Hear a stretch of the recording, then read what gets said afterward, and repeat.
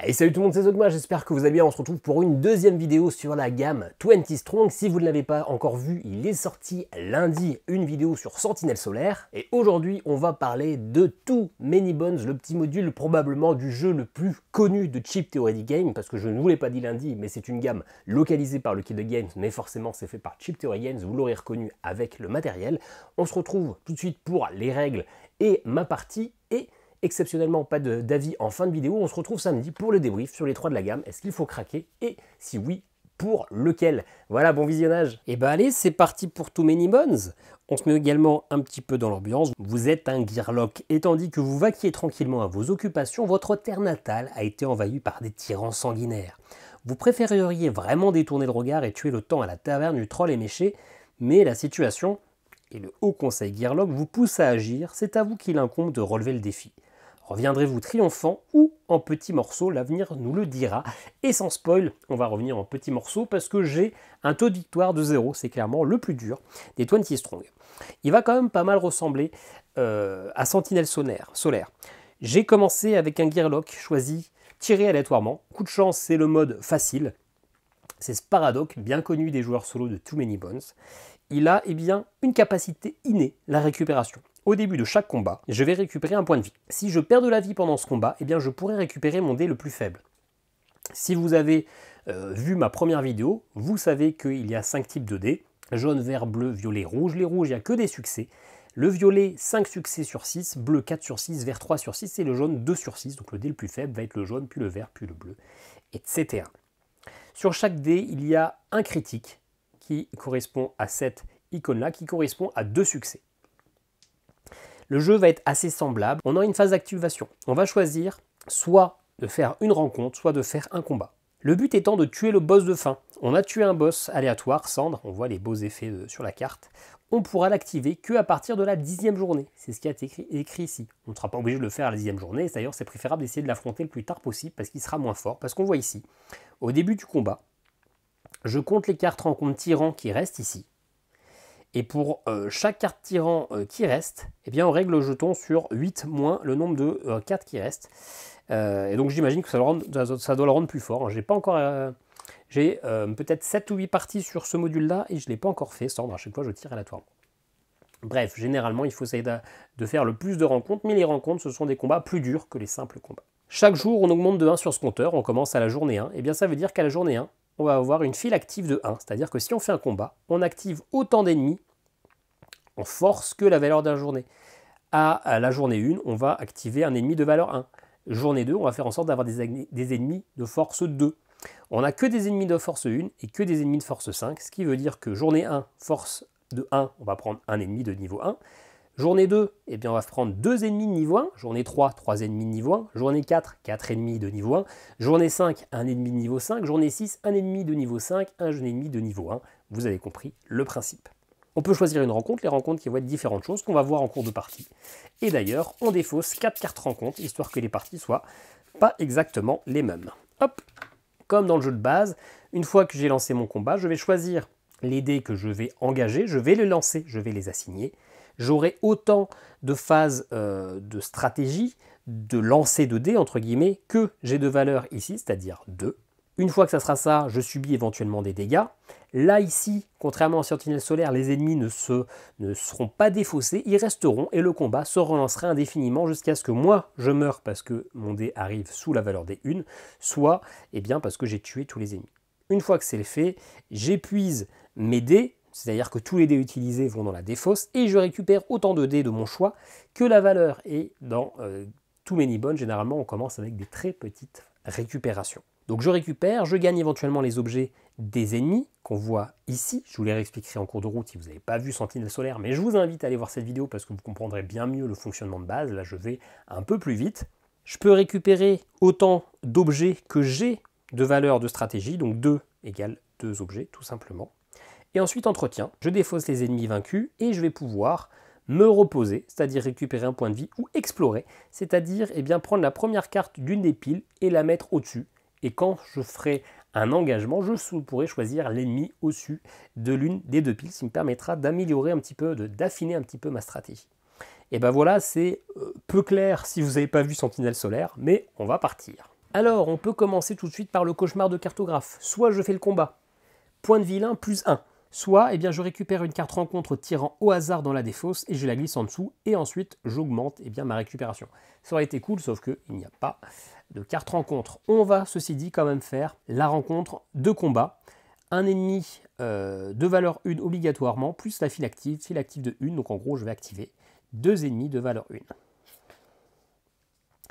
Comme pour Sentinelle Solaire, ils ont leur point de vie, les dégâts si je ne le type pas. Ils ont une petite famille qui peut avoir des effets avec leur bonus. Le Troll Gambadeur, globalement, il n'a aucun effet. Libourson, ce vilain gagne 1 point de vie pour chaque autre ennemi bestial face visible. Et ses dégâts sont égaux à la valeur de force la plus haute parmi les ennemis, donc 1. En l'occurrence, ceux-là, si je ne les tue pas, je prendrai 1 plus 1 de dégâts à la fin de chaque tour. Maintenant, je vais choisir les dégâts, les dés que je vais engager. Mais avant, c'est le début de combat, donc je récupère 1 point de vie. Hop, c'est mon pouvoir de récupération. C'est pour ça que Sparadoc, il est plutôt cool. Je vais du coup lancer des dés. Je choisis ces dés-là, j'en fais ce que je veux. Je vais prendre, alors idéalement, de quoi faire 4 dés. Peut-être des critiques. 1, 2, 3, 4, 5 dés. 5 dés, c'est pas fou, c'est pas fou. Allez, je lance ces dés-là. Celui-là, il est cassé. Parfait.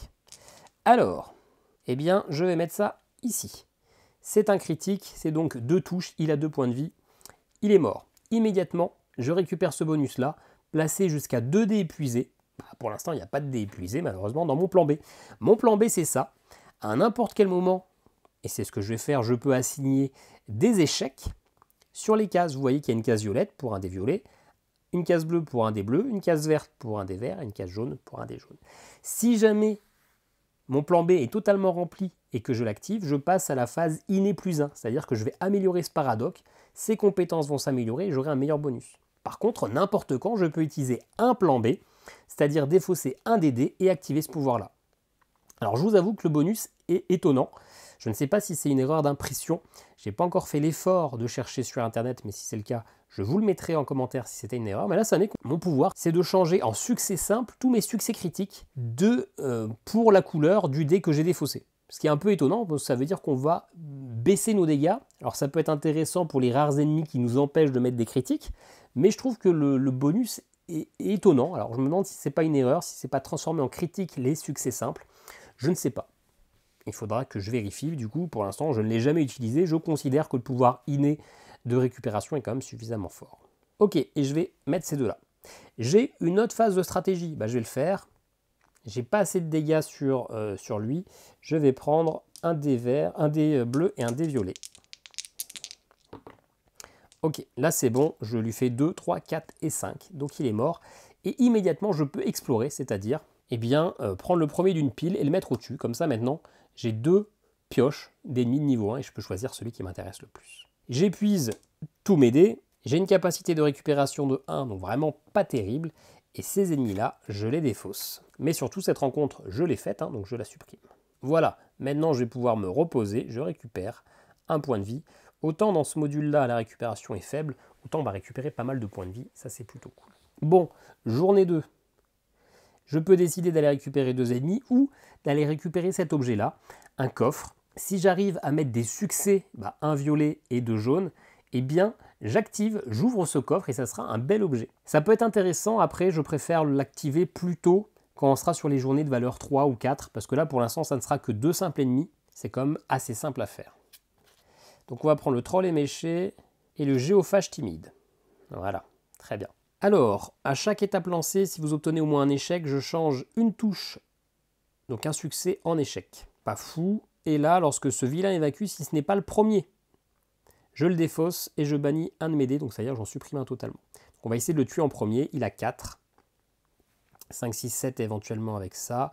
Je vais prendre les 2 bleus, les 2, hop, et un vert, et on va espérer avoir quand même un peu de critique. Ah, écoutez, je vais retirer un vert pour prendre un jaune, pour espérer peut-être finir totalement Sparadoc. C'est le début du combat, donc je prends plus 1. Ma capacité innée Sparadoc. Alors, aucun succès critique. Ça, c'est dommage. Je vais juste mettre le bleu là. Je vais relancer tout le reste en prenant le rouge en plus. J'aime pas trop. Ok, un critique et un succès sur lui. Il est mort. Lui, par contre, je peux mettre ça là, ici. Je ne peux pas mettre de succès sur mon plan B. Je peux mettre que des échecs. Et malheureusement, 2 succès, ça ne le tue pas. Donc, eh bien, je vais prendre les dégâts persistants. Bah, lui, je vais prendre un dégât. Je prends 4. Par contre, si je dois subir des dégâts pendant mon tour, avec ce paradoxe, je peux récupérer mon dé le plus faible. Le dé le plus faible, ça sera un bleu. Je défausse tout ça. J'ai une capacité de récupération de 1 seulement. C'est pas fou. Et lui, bah, je peux le prendre dans mes objets. Hein. J'ai de la place, je peux avoir 2 objets. Ça me permettra de déverrouiller un coffre immédiatement parce que bah, j'ai du sucre gastrique. Ça va très bien. Eh bien, mon combat n'est pas terminé. On est toujours sur la même journée. Je dois vraiment tuer le troll éméché. Je vais prendre un rouge et comme ça. Allez, hop. Je ne vais pas prendre le rouge tout de suite parce que c'est un succès obligatoire. Je vais attendre mon dernier lancer. Je vais tenter. On va espérer peut-être avoir un critique avec ces 2 dés-là. Eh bah oui, j'ai bien fait. 3, c'est tout bon. Je peux explorer immédiatement. Bah écoutez, on va mettre un 5 ici. Comme ça, on fait 2 piles. En vrai, je suis peut-être pas très expert sur ce jeu-là, mais j'ai pas trop l'habitude d'explorer. C'est une petite mécanique qu'on a dans Too Many Bones. De base, j'ai pas l'impression que ça soit si fort. Des fois, ça peut permettre de casser certains combos, mais franchement, ça me passe un peu à côté. Donc, je récupère mon dé. Ça, je le défausse. Hop, on va passer maintenant à la journée 3. Journée 3, eh ben, est-ce que... Non, je vais attendre la journée 4 hein, pour prendre le coffre. Hein. Journée 3, on va donc faire venir 3 ennemis. Allez, tac, comme ça. Je ne peux assigner aucun succès à ce vilain. Donc ça veut dire que des critiques. Mecha-ours, à chaque étape de lancer, je compte les échecs et je relance le même nombre de touches. Ça, c'est chiant. Et lui, je vais devoir bannir tous les dés que je lui mettrai. Donc idéalement, un critique. C'est mon début de combat, je récupère un point de vie grâce à ce paradoxe. Idéalement, j'arriverai à rapidement améliorer avec ce paradoxe. Il n'y a quand même pas beaucoup d'échecs et ça, c'est un peu chiant. Bah écoutez, on va essayer de faire un truc bien. On va essayer de faire un truc bien. C'est parti. Oh! Je ne peux assigner aucun succès à celui-là, bah je lui mets le critique. Bim, il est mort. Bim, lui je lui mets le critique, il est mort. Immédiatement, je récupère 2 dés, et bah 2 violets. Et ça, c'est des échecs. Est-ce que j'assure le coup et j'engage un autre petit dé, ou est-ce que je reste sur les 2 là? Non, je vais rester sur les 2 là. Aïe, c'est un échec. Hop, lui, je les assigne pas du coup. Hein. Parce que si je le fais, je bannis tous les dés que j'assigne à celui-là. Donc, j'ai aucun intérêt à les assigner. Ceux-là, je laisse en vide. Donc, ceux-là sont morts. Par contre, lui, il me fait un dégât. Je passe à 4. À partir du moment où je prends un dégât, je peux récupérer le dé le plus faible engagé. C'était le jaune. Je défausse tout ça. J'ai une capacité de récupération de 1. Donc, je récupère mon rouge. Celui-là, il est défaussé. Celui-là, je peux récupérer. Ce qui me permettrait d'explorer autant de fois que le numéro de la journée en cours. Pourquoi pas? Et écoutez, je vais l'utiliser... tout de suite. Je peux le faire en plein combat, du moins que ce n'est pas en phase de stratégie. On a la journée 3. Hop, 1, 2 et 3. Voilà. Ça permet de varier un peu les plaisirs. Je le défausse. Et donc maintenant, il faut que je tue lui. Je vais prendre un succès et un jaune en 2 lancers. Non, un violet. Alors, je vais prendre le violet comme ça. Je vais tout de suite défausser les 4 dés là pour améliorer ce paradoxe. Hop, en inné plus 1. Donc maintenant, j'augmente tout de suite ma stratégie et ma récupération. Mon pouvoir ici n'a pas changé. Toujours potentiellement avec l'erreur. Par contre, maintenant, en début de combat, je récupère un dé. Pareil. Enfin, je récupère un point de vie. Mais en plus, je récupère un dé. Alors, oui, ça, je l'engage. J'ai une deuxième phase, maintenant même une troisième phase de stratégie. Je vais prendre un dé violet. Un échec. Et une troisième phase de stratégie. Un succès. Oui, par contre, j'avais pas vu bannir tous les dés assignés à ce vilain. J'avais oublié ce petit détail là. Donc ces 2 dés là, je ne pourrai plus jamais les utiliser alors que ce sont des dés très forts. Oui. J'ai été bête de mettre mon rouge dessus. Enfin bref, bon, j'ai pas. Enfin non, j'ai pas été bête. Je pouvais pas penser que j'allais faire un succès critique. Mais il me fait mal lui. Heureusement que je récupère 3 de récup et du coup je récupère 3 dés. Mais ça, c'était un petit peu bête. C'était même très bête. Journée 4, bah écoutez, à la journée 4, je vais prendre le Sept foudroyant. Et je vais utiliser tout de suite mes sucs gastriques pour déverrouiller un coffre. Le Sceptre foudroyant, maintenant je l'ai débloqué. De manière illimitée, je peux épuiser un dé de ma réserve pour changer en succès tous les échecs de la même couleur. Ça c'est plutôt cool. Surtout si je lance plein de dés d'une même couleur, notamment les jaunes. Journée 5. Journée 5, je peux vous dire déjà qu'on est dans la merde. J'ai pas le choix que d'essayer quand même de faire des tyrans.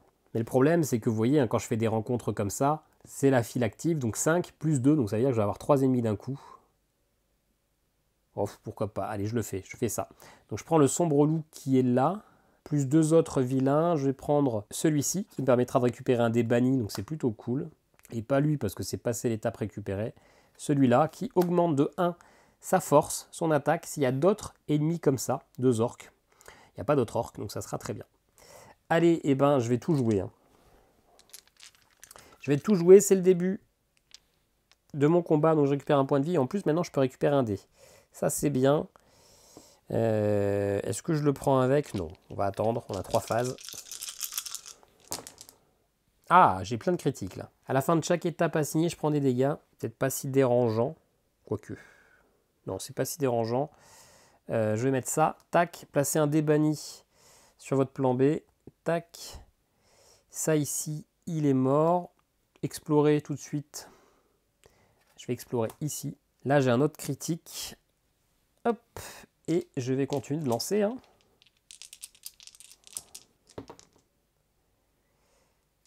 Alors, après la première étape de chaque confrontation, assignée de chaque confrontation, donc c'est la première étape assignée, hein, j'ai refait une phase de stratégie, je prends 2 dégâts. Je passe à 3, par contre, ça ne me permet pas de récupérer un dé, hein, c'est uniquement pendant la phase subir des dégâts, donc ça compte pas. Allez, 3, et je relance. Est-ce que je prends le bleu avec ? 2 chances sur 6. Ouais, je vais le prendre le bleu avec. Attendez.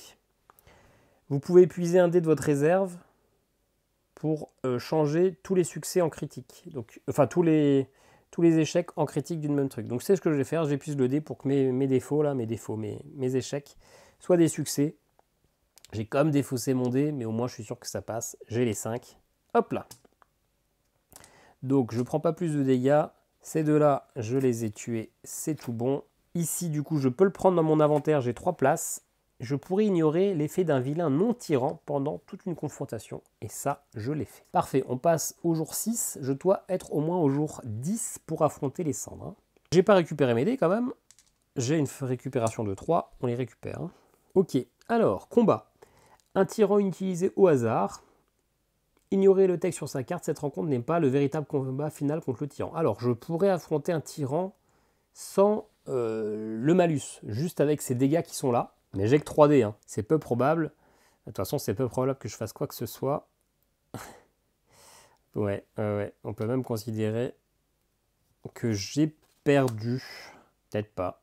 Hop là, 6. Je peux assigner aucun dé aux autres vilains, donc il faut que je tue à tout prix l'érudit. C'est mon début de combat. Je récupère 4 et je peux récupérer un dé, celui de mon choix, bah donc un bleu. Est-ce que j'ignore pas l'effet d'un vilain? Ouais. J'utilise le sombre loup pour ignorer l'effet d'un vilain non tyran. Comme ça, je peux tuer le troufion orc. Je peux assigner dés aux deux. Et je vais prendre mes 4 dés, oui. Hein. Lui, il est cassé.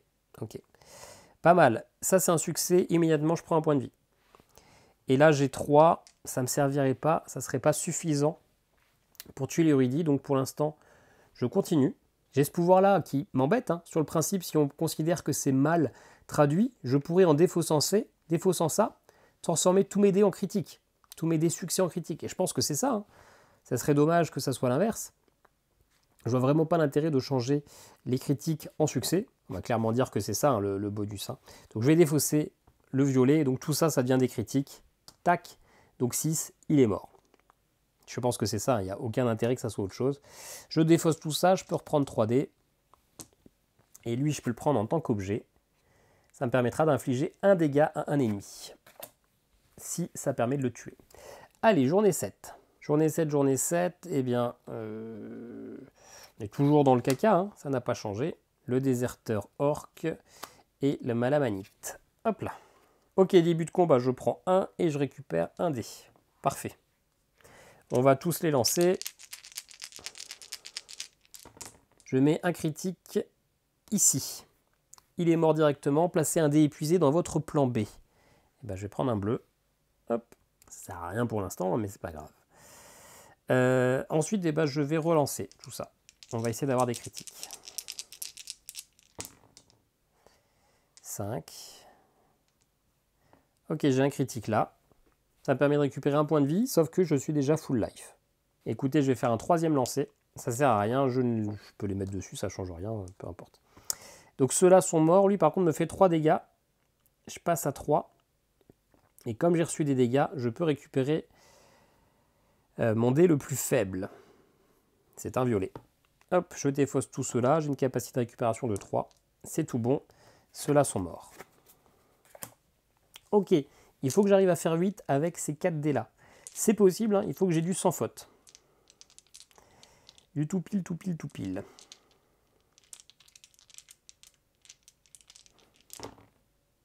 Raté. Il faut que ça soit full critique. Hein. J'ai 3 lancés. Toujours pas. Presque. 1, 2, 3, 4, 5. Avec ça, ça me permet de faire un 6e dégât. C'est pas possible. Il me fait 3 dégâts. Je suis mort. Bon. Je suis mort de manière très prématurée. J'ai peut-être pas forcément bien joué.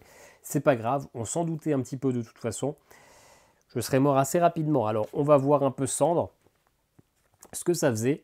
Du coup, parce que en fonction du nombre de cartes tyrans qui restaient, 1, 2, 3, 4, eh bien, je réglais le jeton sur 8 moins le nombre de valeurs, donc 4. On va voir ce que ça donne. Donc, j'active Cendre, je rajoute un vilain 1 et un vilain 5, donc j'aurai 2 autres ennemis en plus. À la fin de chaque étape assignée, moins 2 à n'importe quelle caractéristique. Ah, d'accord. Je dois baisser de 2 mes caractéristiques de dés. Par contre, je peux défausser les valeurs là pour augmenter mes valeurs. Donc finalement, si j'avais réussi à défausser toutes les cartes tyrans, je pouvais me rajouter jusqu'à plus 8 sur mes dés. Là, comme il me restait plein de cartes tyrans, eh bien, il me restait qu'un bonus de plus 4. Donc c'est-à-dire que j'avais 2 tours où j'arrivais à survivre sans baisser mes valeurs. Et après, eh bien, il me faisait baisser de plus en plus mes valeurs, ma vie, ma stratégie, ma récupération. Donc ça devenait de plus en plus tendu. Ok. J'ai compris le principe du boss que je n'aurais du coup pas atteint parce que je suis mort quand même très vite. J'étais à la manche 7 et il aurait fallu attendre d'arriver à la manche 10 pour l'affronter. Voilà comme on l'a fait avec Sentinelle Solaire. On ne se voit pas tout de suite pour mon avis. On se retrouve en fin de semaine pour mon débrief sur les 3 jeux. Est-ce qu'il faut les acheter ou pas? Est-ce qu'il faut choisir? Dans tous les cas, n'hésitez pas à vous abonner, à me laisser un petit commentaire. J'espère que ça vous a tout de même plu malgré la défaite prématurée. Puis nous, on se dit à très bientôt pour de nouvelles vidéos. Ciao, ciao.